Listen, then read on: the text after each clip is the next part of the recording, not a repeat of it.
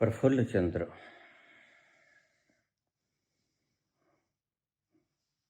बाबा, आज कर्म की बात एक तरफा हो ही जाए।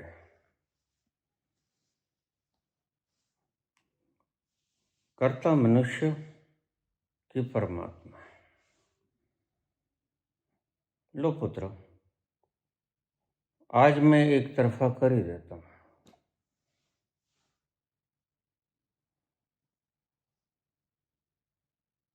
घनी बाढ़ हो,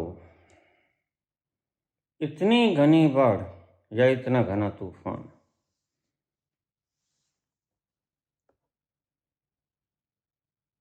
जिसमें सब कुछ उठ जाता है, सब कुछ बह जाता है, इतना प्रबल वेग, उसमें कितना ही बड़ा तैराक क्यों ना हो, एक मुकाम ऐसा आता है कि वह भी डूब जाता है। कितना ही बड़ा तैराक क्यों ना हो, वह भी डूब जाता है। अगर इतना वेग हो तूफान का और बाढ़ का, तो बड़े से बड़े तैराक भी डूब जाया करते हैं, बह जाया करते हैं, उड़ जाया करते हैं।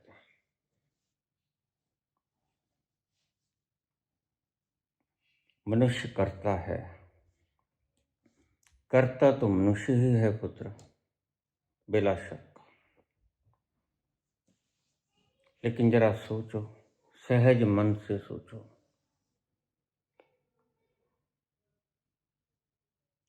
इतनी विराट सृष्टि और इतनी विराट सृष्टि आपके चारों ओर, और सारी विराट सृष्टि की किरणें आप पर पड़ रही हैं, अपने अपने इफेक्ट उंडेल रही हैं धरती पे, तुम पर।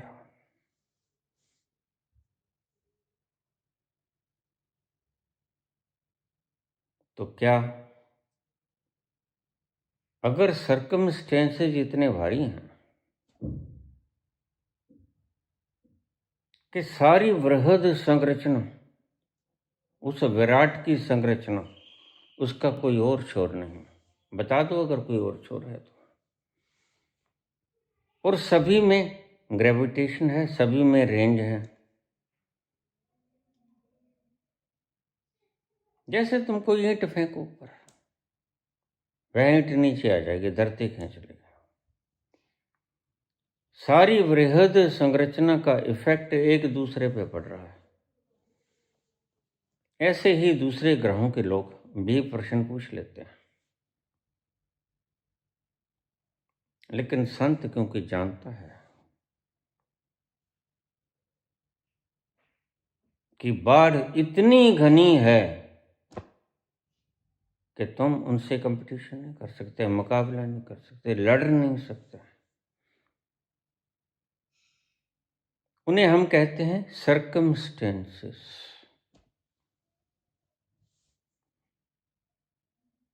मनुष्य के ऊपर इतने प्रबल सर्कमस्टेंसेस हैं चारों ओर, और यह कोई कल्पना नहीं है। थोड़ा जाग के देखो,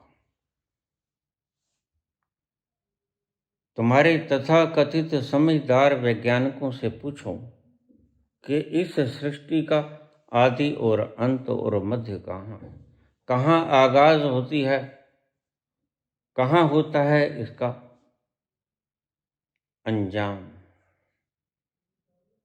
वो कहेंगे अनंत है, नहीं कहा जा सकता। आइंस्टीन जैसे लोग मर गए।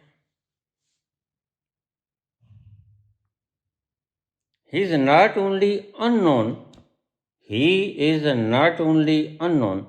but also unknowable. यह समर्पण का शब्द नहीं है क्या?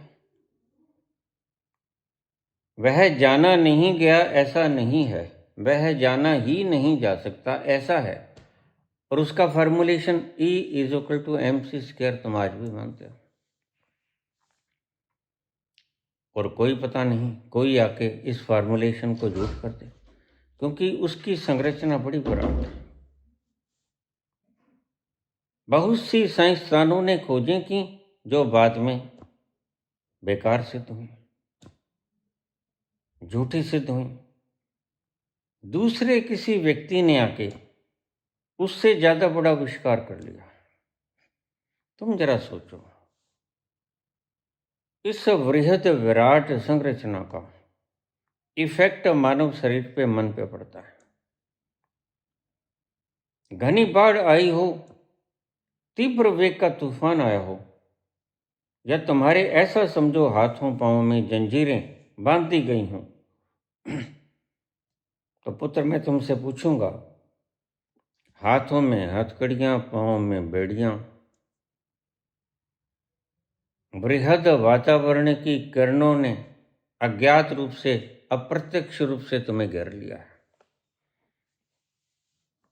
जो तुम्हें दिखाई नहीं पड़ता, संतों को दिखाई पड़ता है।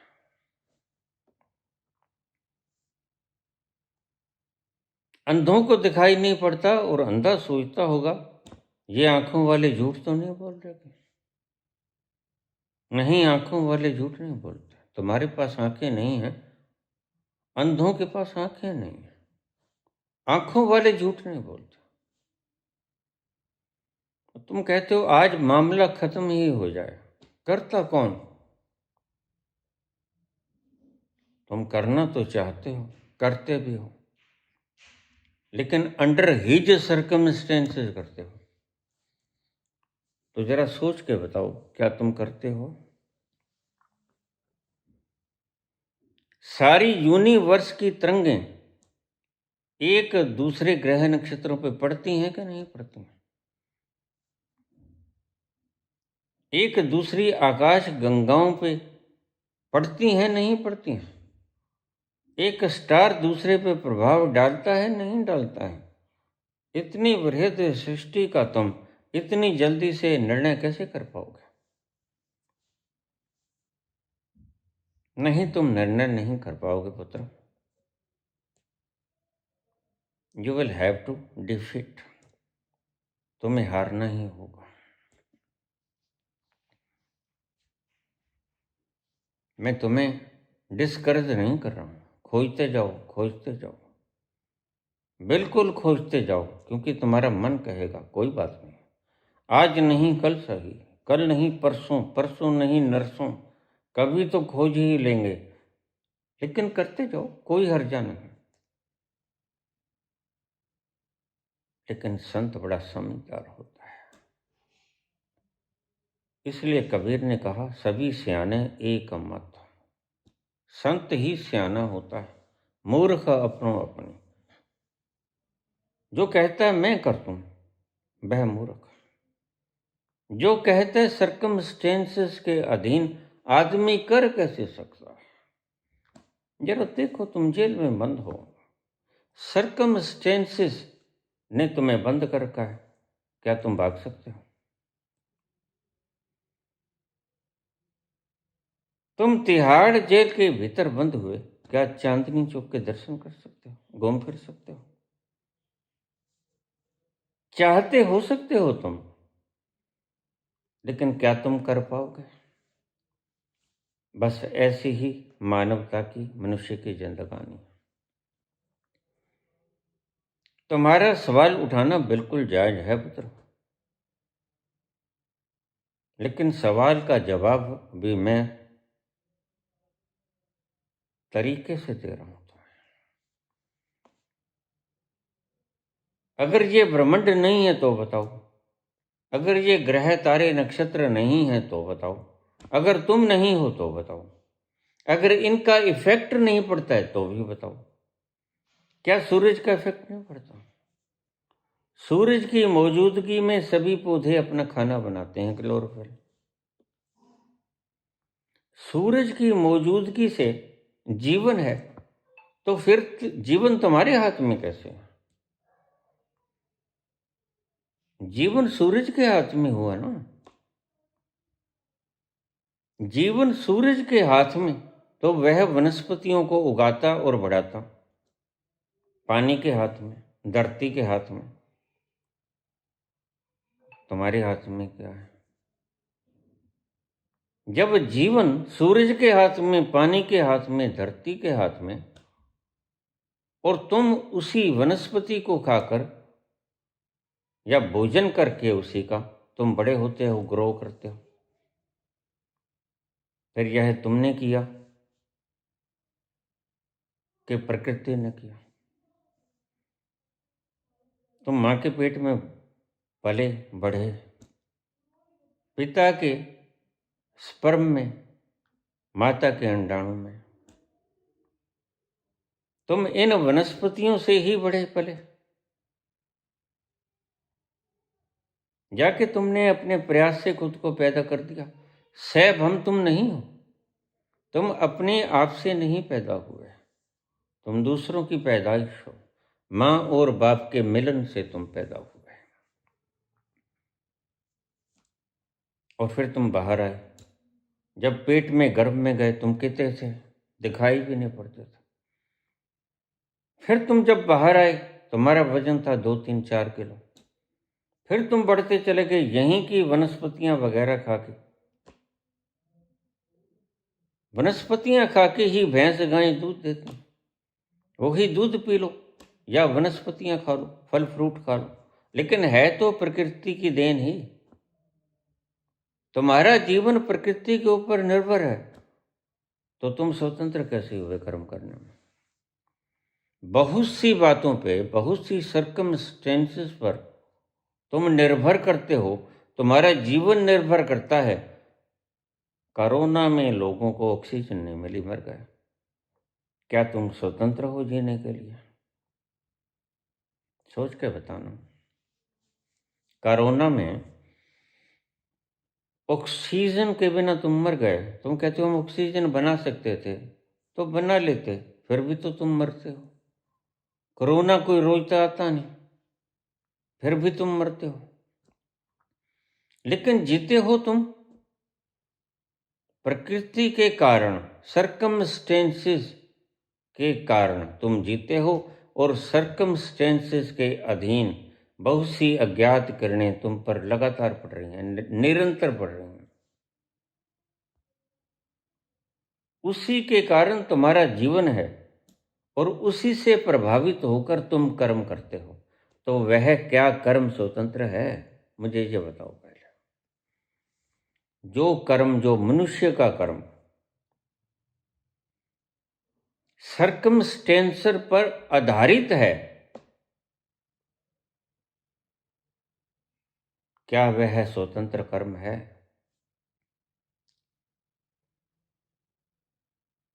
अनेकों वर्षों से तक ब्राह्मणों ने तथा कथित शूद्र जाति को नीच कहकर ठुकरा दिया, उसे कर्म नहीं करने दिया, शास्त्र नहीं पढ़ने दिया, विद्या से वंचित रखा। किसका कसूर? सर्कमस्टेंसेस जो ब्राह्मणों ने उपजाए, पराधीन हो गए ना। क्या जिसे तुम शूद्र कहते हो वो कर्म करने में स्वतंत्र थे? बताओ। नहीं थे भाई, क्योंकि बाहर की व्यवस्था 51-49 लोकतंत्र, जिसकी ज्यादा संख्या, लोकतंत्र में यही तो गलत है। जिसके पास 2 वोट ज्यादा आ गई वो जीत गया, और बाकी 49 क्या करेंगे? वो तो हार गए ना। लोकतंत्र कैसे हुआ? सभी के साथ न्याय कैसे हुआ? सबका साथ और सबका विकास कैसे हुआ? ऐसा ही ये सृष्टि है। तुम्हारे कर्म तुम्हें तो पता भी नहीं है, न जाने किन किन परिस्थितियों से प्रभावित हैं। हर पल हर घड़ी, सोए जागते, दिन रात, हर वक्त हर घड़ी हर पल अज्ञात किरणें विश्व ब्रह्मांड की तुम्हारे ऊपर पड़ रही हैं और तुम्हारे जीवन को प्रभावित कर रही हैं। और जीवन जब प्रभावित होगा तो निश्चित रूप से कर्म भी प्रभावित होगा। जरा सोचो, एक व्यक्ति जहर खा लेता है, जहर प्रकृति का है, क्या वह उसी भांति कर्म कर सकेगा जो जहर खाने से पहले कर रहा था? फिर वह स्वतंत्र कैसे हुआ? तुम्हें क्या पता कौन सी रेंज तुम्हारे ऊपर क्या गिरती है, कब गिरती है? कौन सी चीज तुम बेमेल खा लेते हो और वह आपसी रिएक्शन कर जाती है भीतर जाके, तुम्हें पता है? नहीं पता तुम्हें। करते तो तुम हो, लेकिन परिस्थितियों के अधीन करते हो, तो फिर तुम स्वतंत्र कैसे हुए? इसलिए कृष्ण ने बड़ा प्यारा शब्द कहा, कर्मण्यवाधिकारस्ते, कर्म कर, लेकिन कर्म परिस्थितियों के अधीन ही करेगा तू।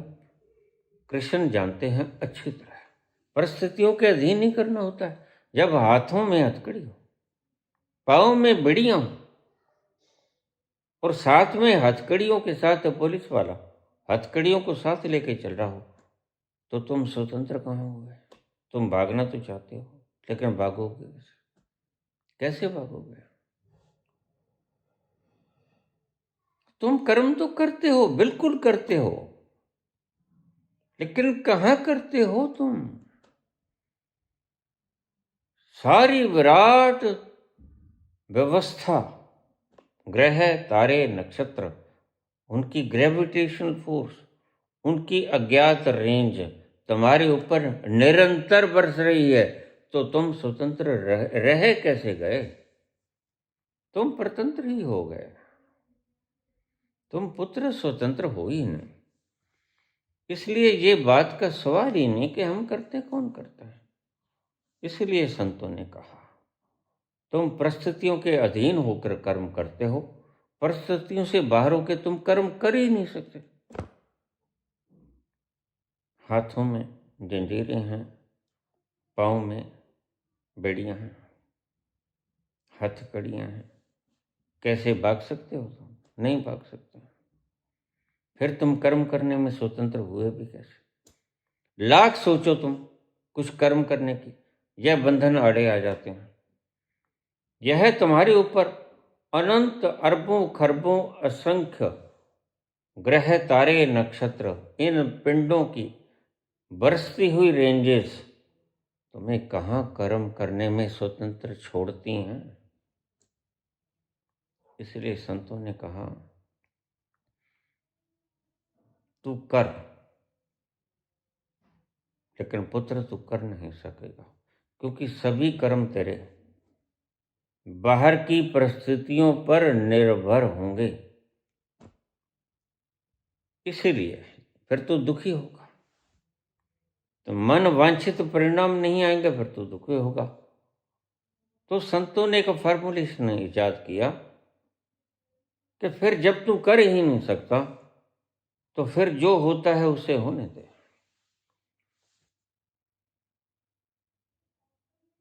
और परिणामों को पूर्ण हृदय से स्वीकार कर ले। एकमात्र रास्ता है, सुखपूर्वक अपनी छोटी सी जिंदगानी को जी लेगा। जिंदगी बहुत बड़ी नहीं है, तुम मानते हो कि जिंदगी बड़ी है, लेकिन बहुत छोटी है जिंदगी। और इतनी छोटी है कि तुम सोच भी नहीं सकते। तुमने बड़ी जिंदगानियों को अभी देखा नहीं। बड़ी जिंदगानी तुम्हारे भीतर बैठी है, जो असंख्य वर्षों से जिंदगानी है, कल भी थी, आज भी है, कल भी रहेगी। वो है जिंदगानी। ये तुम्हारी कोई जिंदगानी, ये माटी का पुतला, ये पंच भौतिक शरीर, ये कोई जिंदगानी है? ये तो जड़ है। उस भीतर बैठी जिंदगानी के कारण ही ये कार्यान्वित है। जब उससे संपर्क टूट गया, तो फिर तुम आंख भी न फर्क पाओगे, तुम स्वतंत्र हो। तो संतों ने ये कहा कि तुम कुढ़ोगे, क्योंकि फल तुम्हारे मन अपेक्षित परिणाम नहीं आएगा। तो तुम कुड़ोगे। तो संतों ने एक फॉर्मुलेशन कहा, होने तो जो होता है और उसके होने को स्वीकार कर लो। जो भी परिणाम आए, वो अच्छा है या बुरा, उसको स्वीकार कर लो। तुम सुखी जीवन को व्यतीत कर लोगे। बस यही तुम कर सकते हो अगर भाग्यशाली हो तो। अन्यथा तुम लड़ोगे, झगड़ोगे। और इस विराट के साथ झगड़ा करना संभव है क्या? इस विराट के साथ झगड़ा करना संभव है क्या? नहीं संभव है, असंभव है। यह विराट तो रोज फैलता जाता है। इसलिए तुम करते तो हो बेटा, लेकिन एक मायने में अंडर सर्कमस्टेंसेस करते हो, बंदे बंदे करते हो। और बंदे बंदे करते हुए कोई करना नहीं होता, स्वतंत्र नहीं होता। तुम स्वतंत्र नहीं हो करने के लिए, क्योंकि अंडर सर्कमस्टेंसेस हो। परिस्थितियों के अधीन करना भी कोई स्वतंत्र करना होता है। परिस्थितियों के अधीन करना तो परतंत्र करना होता है। और फिर वो करना कैसे रह गया जो परतंत्र है? इसलिए संत तुम्हें सीधी सीधी सरल बात समझाते हैं, ज्यादा पचड़े में न पड़ो। संत सब देख चुका होता है, पत्ता पत्ता छान चुका होता है। सब खाके उसने छान ली हैं, सब गली कूचे उसने खंगाल लिए और पाया कि मनुष्य करता तो है, लेकिन परिस्थितियों के अंडर करता है। फिर वो स्वतंत्र कैसे होगा? जैसे तुम्हारे हाथ पांव बंधे हो और फिर भी तुम कुछ तो कर सकते हो, बस उतना ही कर सकते हो। फिर क्या खाक कर सकते हो? फिर ज्यादा गुमान मत करना, करके दिखाएंगे। यह व्यर्थ में बकवास है। कुछ नहीं करके दिखा सकते तुम। करने वाले ने कर दिया, ये सारा संसार बना दिया। उसने करके दिखा दिया, तुम क्या खाक करके दिखाओगे? ज्यों ज्यों विज्ञान तरक्की कर रहा है, तुम जानकर है ना हैरान होगे, मनुष्य दुखी हो रहा है। आज तुमने एटम की खोज कर ली, तुम बहुत खुश हुए। लेकिन खुशी तो तब थी अगर तुम उस एटम से रचनात्मक काम लेते, कंस्ट्रक्टिव। तुमने उससे डिस्ट्रक्टिव काम लिया, एटम बम बना लिया जो विध्वंस कर सकता है। और सारी दुनिया कप रही है हर वक्त। ज्वालामुखी के ऊपर जैसे व्यक्ति बैठा हुआ कंपता है। और मुझे बता दो जरा सोच के, क्या यह हर पल का कंपना और कंपते कंपते जीना भी कोई जीना होता है? तुम जी रहे हो वास्तव में? नहीं, कहाँ जी रहे हो? जैसे जैसे खोजती जा रही है साइंस नई नई खोजों को, तुम मात्र सुविधाएं जुटा रहे हो, सुख खो रहे हो। सुख ही नहीं होते तो कांप रहे हो, और कांपने में दुख होता है। तुम कंप रहे हो। एटम तुमने खोज लिया, लेकिन एटम बम की दहशत तुम्हें डराती है, कंपाती है। रात को चैन से सो नहीं सकते तुम। इसे जिंदगानी कहते हो तुम। जिंदगी तो वो है जो घोड़े बेच कर रात को सो जाओ मजे से। आज वो नींद कहाँ रह गई? आज वो नींद नहीं है जो हजारों साल पहले, जब साइंस इतनी ज्यादा विकसित नहीं थी, साइंस ने तुम्हें सुविधाएं दी हैं, जीवन का आनंद छीन लिया। मजा था उस जिंदगानी में जब कोई भय न था। आज तुम एसी के नीचे बैठे हो, पंखा चल रहा है, तुमने सबको गुलाम बना लिया। पवन को गुलाम बना लिया, पंखा तुम्हें हवा दे रहा है, एसी तुम्हें ठंडी हवा दे रहा, हीटर तुम्हें गर्म हवा दे रहा, लेकिन मन तुम्हारा कंप रहा है, डर रहा है। ये कोई जिंदगी है? ये भी कोई जिंदगी है? कंप कंप के जिंदा। तुम जेल नहीं जाना चाहते, तुम कंपते हो। क्यों? क्योंकि तुम बंधन में नहीं रहना चाहते। और इतने ग्रह तारों, विशाल सृजना का जो तुम्हारे ऊपर प्रभाव पड़ता है बंधनों का, वो तुम्हें मालूम ही नहीं, वो तुम्हें दिखता ही नहीं। उससे बड़ा बंधन और तो कोई होता ही नहीं। इतनी विराट पृथ्वी, इतना विराट संचार उसका, फैलाव उसका, वह विशाल, लगातार सभी तरंगे फेंक रहे हैं 24 घंटे, और तुम्हें उसका पता भी नहीं। तुम कहते हो मैं करता हूं। करते तो हो भाई, पर उतना सा करते हो जितना बस हाथ पांव बंधे हों हथकड़ियों और बेड़ियों से, और जेल की कैद के अंदर तुम बंद हो। तुम उतना कर सकते हो जितना कि वहां कर सकते हो। बस इतना सा तुम्हारे हाथ में है।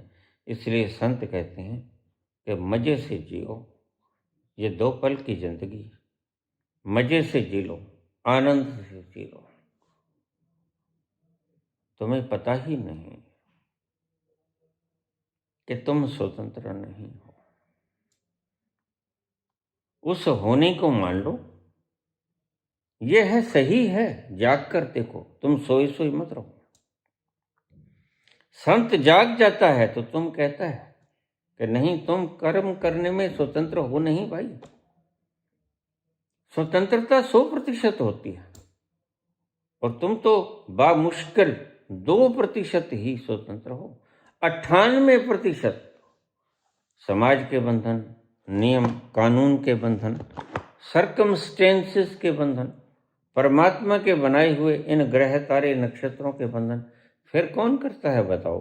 जिसने ये ग्रह तारे नक्षत्र बना दिए वही तो करता है। वही तो तुम्हें सर्कमस्टेंस देता है, वही तो तुम्हें वातावरण देता, उसी के अधीन तुम्हें काम करना पड़ता है। फिर तुम स्वतंत्र कैसे रह गए? स्वतंत्र तो तब होते अगर किसी बाहरी चीज का तुम्हारे ऊपर प्रभाव ना होता।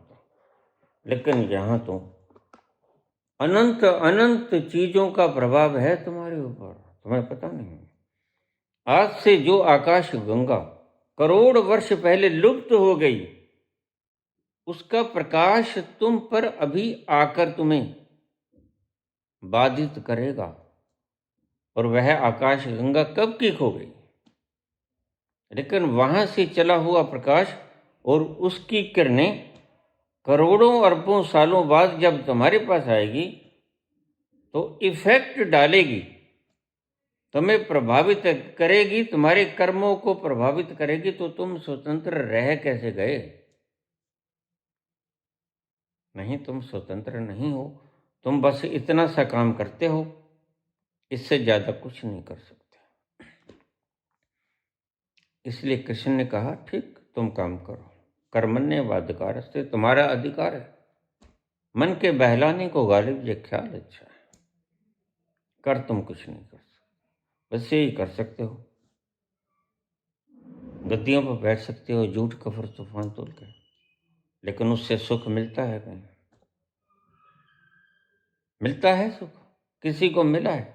अगर सुख वास्तव में मिल गया होता तो एक एकांत कोठड़ी में बैठा ना होता, उसकी वासनाएं ना खो गई होती, उसकी चाहें ना मिट गई होती, उसकी जीवेषणा ना खो गई होती।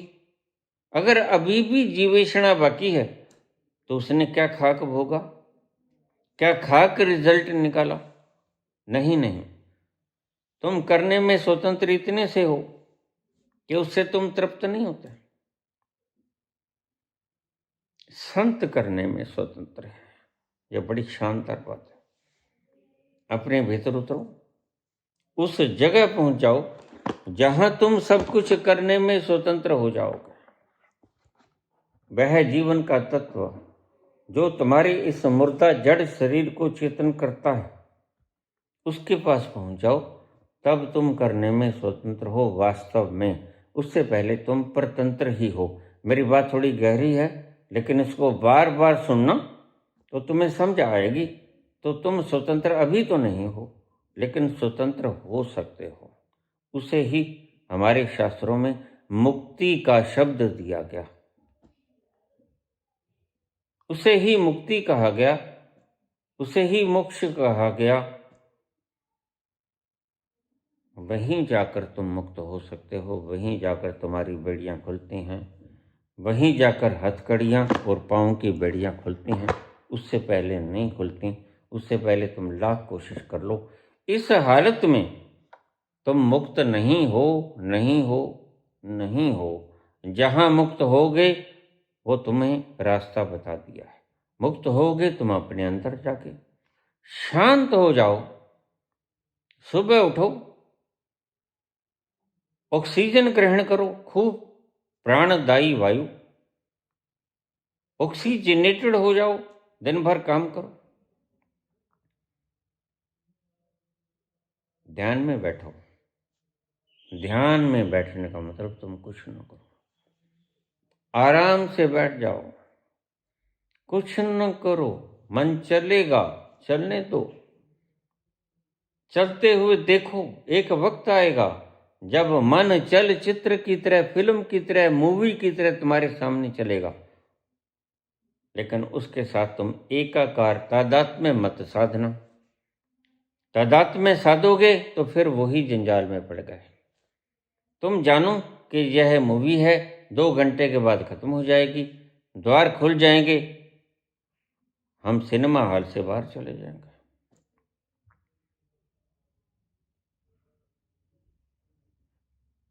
तुम देखते हो सिर्फ, जहां जाकर मात्र तुम साक्षी रह जाते हो, ऑब्जर्वर रह जाते हो, वहीं जाकर तुम स्वतंत्र होते हो मात्र। वहीं होती है मुक्ति, उसी को कहते हैं समाधि। वहीं तुम्हारी सभी समस्याओं के होंगे समाधान। वहीं बरसेगा आनंद, वहीं बरसेगा खुमार, वहीं तुम झूमोगे, नाचोगे, गाओगे, और वही सच्चा। यहाँ तो तुम्हें कोई खुशखबरी मिल जाती है, तुम नाचते हो, लेकिन कितनी देर के लिए नाचते हो? एक ऐसा भी सुख है जिसको पाने के बाद तुम सदा के लिए नाचते ही रहते हो। नाम कुमारी नानका चढ़ी रहे दिन रात। एक ऐसा भी आनंद है, एक यहाँ का भी आनंद है। तुम्हें किसी ने कोई अच्छी खबर सुना दी, तुम्हारे मनो अनुकूल सुना दी, तो तुम खुश हो गए, छलांगे लगाने लगे, अहंकार में फूल गए, कुप्पा हो गए। लेकिन घड़ी 2 घड़ी की हैं, फिर वही शाम, फिर वही गम, फिर वही तन्हाई है। मन को बहलाने तेरी याद चली आई है। फिर वही गम, फिर वही शाम, फिर वही तन्हाई है। मन को बहलाने तेरी याद चली आई है। अगर मन को बहलाना है तो उसकी याद में चले जाओ, अपने भीतर, उसमें डूब जाओ, उस रस में ओतप्रोत हो जाओ, गच मच हो जाओ, तो तुम पाओगे असली सुख। अभी के सुख असली नहीं, ये नकली प्लास्टिक के फूल हैं। जब तक मन ना भरे, जाग ना खुले कि यह नकली है, तब तक तुम भोगते ही रहोगे। जिस दिन जाग खुलेगी, पता चलेगा यह फूल प्लास्टिक के हैं, इनकी खुशबू अपनी नहीं, यह फैक्ट्री में बने हैं और यह खुशबू भी हमने बाहर से बनाई है। उस दिन तुम जाग जाओगे, फिर तुम्हें असली फूल मिलेंगे, असली बहार आएगी तुम्हारे जीवन में, और उसे ही मैं कहता हूँ आनंद, और वही है मोक्ष। तुम्हारे ऊपर कोई बंधन नहीं होगा। समग्र सृष्टि बरसेगी फिर भी, लेकिन तुम्हारे ऊपर उसका कोई इफेक्ट नहीं होगा। इफेक्टलेसनेस की पोजीशन में आ जाओगे, जैसे तुम बारिश में ओवरकोट पहन लेते हो, वाटरप्रूफ, फिर बारिश के अंदर मजे से चलते हो, बस वहाँ वाटर प्रूफ कवच तुम डाल लेते हो। वो जलता नहीं, कटता नहीं, गलता नहीं, सूखता नहीं। आनंद है, अजर है, मरता नहीं, जलता नहीं, अजर है, अमर है। नैनम छिदन्ति शस्त्राणि, नैनम दहति पावका, न चैनम क्लेदन्त्यापो न शोषति मारुतः। फिर तुम सारे प्रयास छोड़ देते हो, गद्दियों को कमाना, धन को कमाना, जमीन जायदादों को कमाना। ये जमीन जिस पर आज तुम्हारी मलकियत, तुम्हारा नाम लिखा है पटवारी ने फर्द में, इससे पहले हजारों लाखों लोगों के नाम थे, तुम्हें पता नहीं। तुम आज खुश हो चले हो कि मेरे नाम हो गई, तुम्हारे नाम क्या खाक रह गया। 20-50 साल के लिए मन का धोखा है ये धोखा है। लेकिन वहां जाओ जहां जाकर सभी तमन्नाएं खत्म हो जाती हैं, वासनाएं खत्म हो जाती हैं, विचार खत्म हो जाते हैं, विषय खत्म हो जाते हैं। वहां मिलता है सही समाधान। फिर तुम भटकते नहीं, गद्दियों के लिए, धन के लिए, पैर पुजाने के लिए,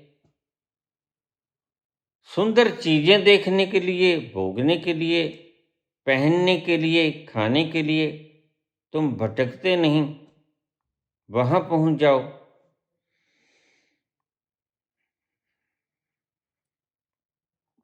हंसा पायो मान सरोवर,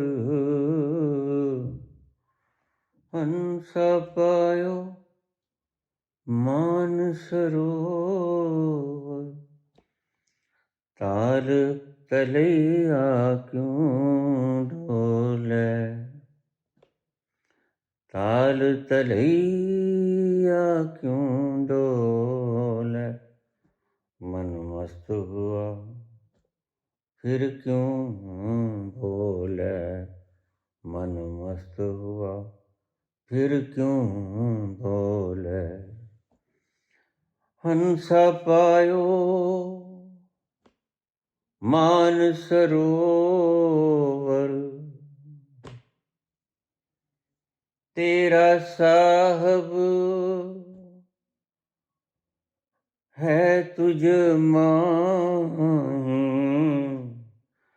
तेरा साहब है तुझ माही। मृगवा बन बन क्यों डोले, मृगवा बन बन क्यों डोले। मन मस्त हुआ फिर क्यों बोले, मन मस्त हुआ फिर क्यों बोले।